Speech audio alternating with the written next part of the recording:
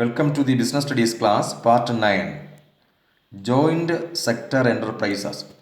Joint sector enterprises are those wherein the ownership, management and control are jointly shared by the government, private entrepreneurs and the public. The capital of a joint sector undertaking is to be shared as follows. The government is 25%, private businessman 25%, and the investing public 49%. No single private party can hold more than 25% of the paid up capital without the permission of the central government. Example, Cochin refineries, Madras refineries, Madras fertilizers, etc. Characteristics.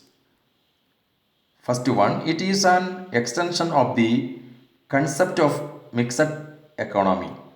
Second one, capital is provided by the government and private sector entrepreneurs. Next one, it is a partnership between the private sector and the public sector. Next one, it combines both the social and the private objective. Next one, it is responsible to the government and the private entrepreneurs. Next one, public enterprises. Public enterprises. A business undertaking which is owned, managed and controlled by the state is known as state enterprises or public enterprises. It is called state enterprises as it is owned by the state. It is called public enterprises as it is financed by public fund and is intended to serve on behalf of the public at large. Characteristics. First one, state ownership. It is owned by the central or state government. Second one, government control.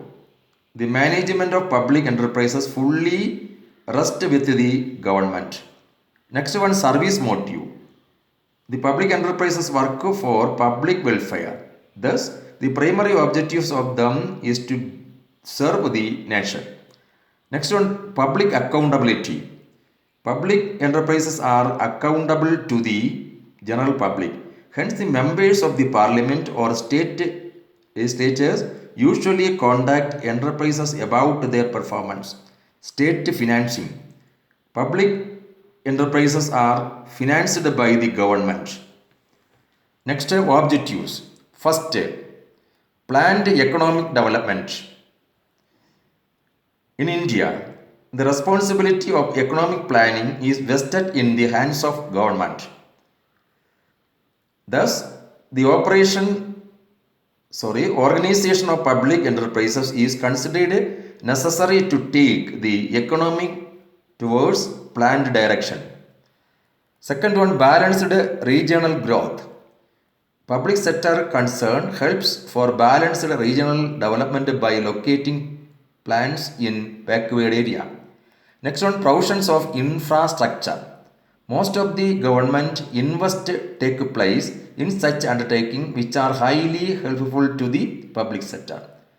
The various activities that comes under this scheme are the development of railway network, road network, construction of river value project, canals, dams, etc. and setting up of banking institution. Next one, sound industrial base. Basic and key industries like iron and steel, telecommunication, etc. are essential to provide sound industrial base for any economy. Next one, mobilization of surplus. The public enterprises are not under the pressure of distributing surplus as dividend. They can fully plow back their surplus in the form of investment for further growth. Next one, creation of employment. Public enterprises are essential to create employment for the teeming millions. They assist to protect employment by taking over sick and closed unit in the private sector. Next one, control of monopoly.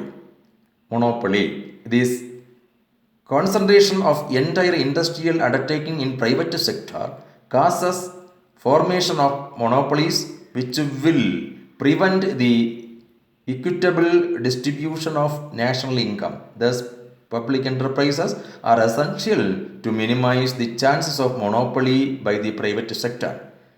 This part has completed.